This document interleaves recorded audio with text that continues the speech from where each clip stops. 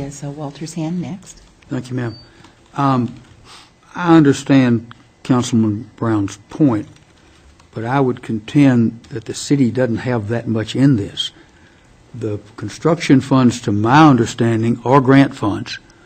We have paid through salaries of full-time employed people to write the grant, obtain the grant. Yes, we've got those costs in it, but those people would have been on payroll anyway. We're not contributing, and correct me if I go wrong, Bill, we're not contributing any capital cash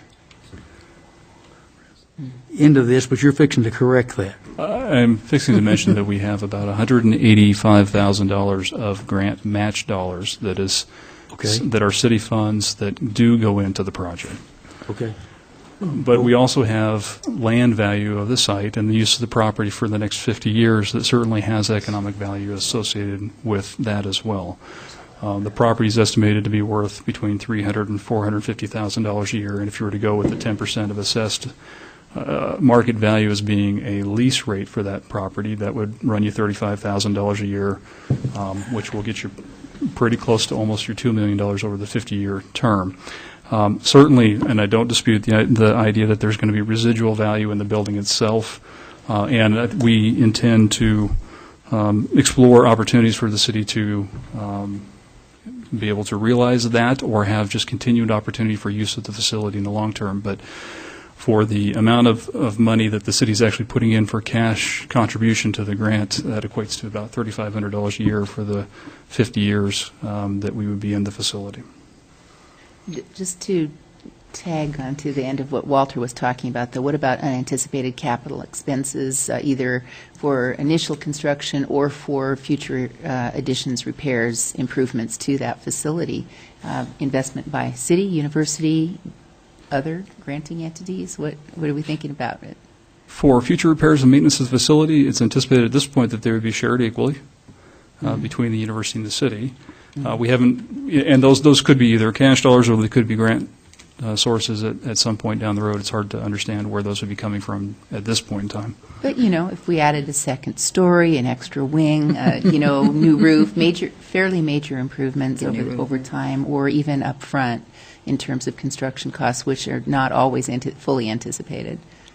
Investment concerns about that as relates to Tim's original question and then Walter's follow-up? Concerns?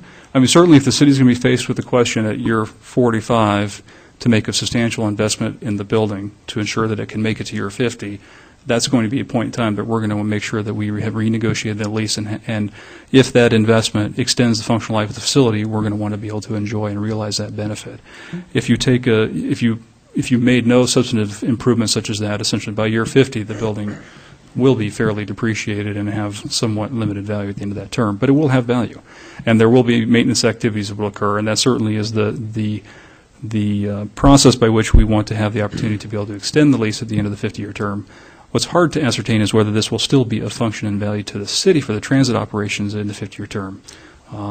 But at that point, the building would be fairly well depreciated.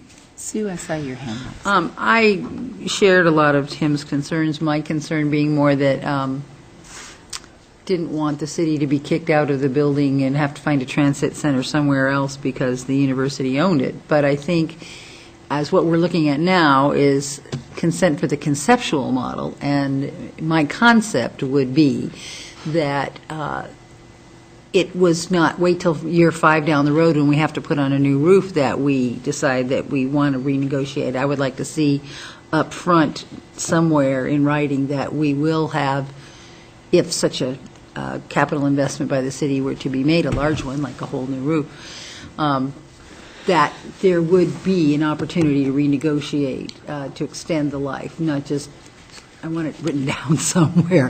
And I would be comfortable that if there were major investment by the city, that we would be able to extend our lease should we want to do so. I'm recognizing that we would be conveying ownership of the building upon completion, but there is that, as you pointed out, Bill, there is the fact that there is the land value that we did not have to go out and purchase somewhere else. So I think My concerns have been satisfied by your pointing out that we could renegotiate should we have large capital investments, or even if it does become, after 50 years, we still want to do it that way. It looks like our city attorney has something to add to that discussion. It may be helpful for you to remember that we'll be bringing the agreements to you Right. soon. This is concept. What we've got are some drafts and a meeting tomorrow to make sure that we're in line with the granting agency and with the university. And we'll produce those agreements and present those to the Board of Regents and also to the City Council, so you'll be able to weigh in on what we're trying to do to anticipate the useful life of the building and the things that could happen within that. So tonight, I think, was just to give you a preview of those things. The one thing that you won't see is a proposal to give the building away at this point, because it doesn't exist, and because the way the Idaho statute's written, it has to be an asset that the city has to give away. And I don't know a way to do it prospectively. And so that will be the second stage, and at that point, the city council, whoever it is, will be able to determine under what conditions they wish to give it away, or they can decide not to give it away, or they could decide to give it away with no conditions on it. So that decision won't be made until there's a building to give that. So you don't give up, you don't have to decide tonight, and you don't give up any of your rights to determine what it is that you wish to do with both the grant concept and the building. Thank you. And I think one of the objectives here is to also solicit some new ideas that staff might consider in that phone conversation tomorrow, too. Maybe some questions that the council would wish to be asked. Let's see, Wayne, I saw your hand up next. This came to Public Works and Finance last Monday. We had some concerns. I had some that went a little further than that.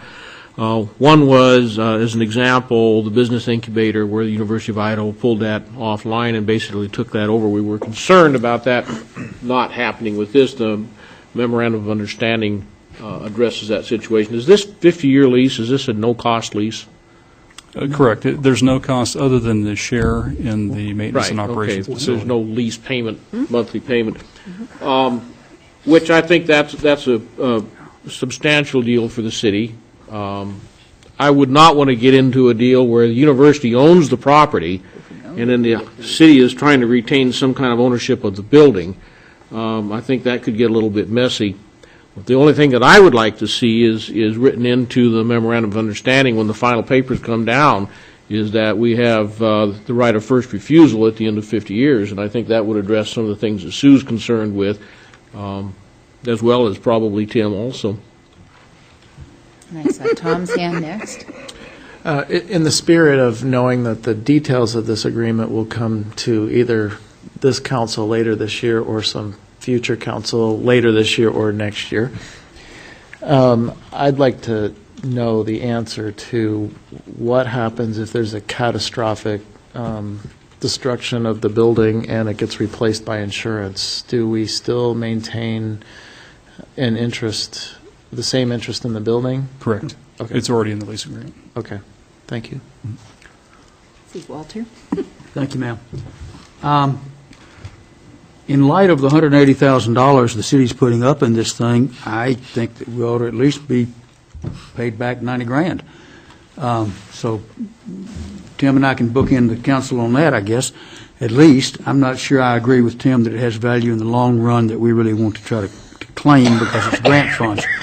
My question has, and I think the door's been opened about the discussion of these terms because it's in the memo that was given to us. In the last paragraph of the first page of your April 20 memo, Bill, it does talk about a no-cost lease. Well, that's not exactly the case. It's a lease for O&M cost of our share Correct. of the proportionate footprint. Secondly, let's look on the other side of how do we use it after 50 years. What if at year 35 we don't want it anymore? Do we have a back door? We can get out at any point in time. Okay. I will say that, but there is going to be some obligation from the granting agency for us to use it for its intended purpose for some duration of time, of which we will need to, part of the questions to be asked of the grantor tomorrow. So outside of that condition, essentially, we would have an opportunity to exit from the lease at any point in time if we so desired. Just to make the point that was brought up earlier about the incubator building by maybe Wayne or somebody. The incubator building was, and I wasn't in on it, I remember hearing about it, but it was constructed with grant funds, partially. It was set up for one purpose originally. It kind of morphed, not necessarily in a bad way, over time. And at some point in time, the university decided they wanted it, and that was the end of it. So my only point is that was over 20 years, I think, or 25. So 25? The incubator building, if I may. Please. The incubator building actually was about 10 years. Well, before the first change, but it was built before I moved to Moscow in Built in 89. 1989. Yeah. But at any rate, my point is that I think we need to look at both sides of the time frame and what might happen. Do we want to keep it for longer? Do we want to have it for less? Uses, needs, whatever the case may be. Thank you, ma'am. Sue, did you have your hand up? Nope. Nope. Okay. Randy? Just two quick things. This isn't a contradiction to what Bill's saying, but I think the current concept is that the lease lasts for the useful life of the building. We use 50 years as sort of an idea. Maybe we can discuss this later if that's wrong, but we're using 50 years as the idea of what's the potential most likely use of the building, right? So it may not say 50 years when you see it again. The second thing is it's written so that it always all of the documents tie back to the conditions of the grant so that we don't get ahead of ourselves or too far outside of what those grant conditions are. And that's because we can't anticipate right now everything that might happen in 50 years relative to transportation. So it's always tied back to the grant, no matter what is in, what the language says. The third thing I'd say is that you'll see it a lot sooner than later. It won't be something late this year. You'll see it In June. what, a month from I'd now. anticipate it be coming to the council in June. So, or maybe less. So it's not something that's way out there in the future. You'll see it soon. Thank you, Randy. Bill, has the Transportation Commission provided some input on this, too? Not on this aspect of the facility, no. Okay. Other discussion? Other questions? I may be able to comment on the Transportation Commission. They did talk about it as recently as last Thursday, but just to talk about it, that it was going on. Les and Bill gave them a report on where it was going, and as I recall, they didn't have anything to put forth to the council. Okay. I know we often will seek recommendations Yes. from volunteer commissions, Right. and they've not done that. They Okay. chose not to do that. Okay. Is that your recollection? Yeah, I mean, we have reported to the Transportation Commission, and we have a rep on the Technical Advisory Committee, but they've not been involved in the ownership and operational model discussion. Okay. Okay.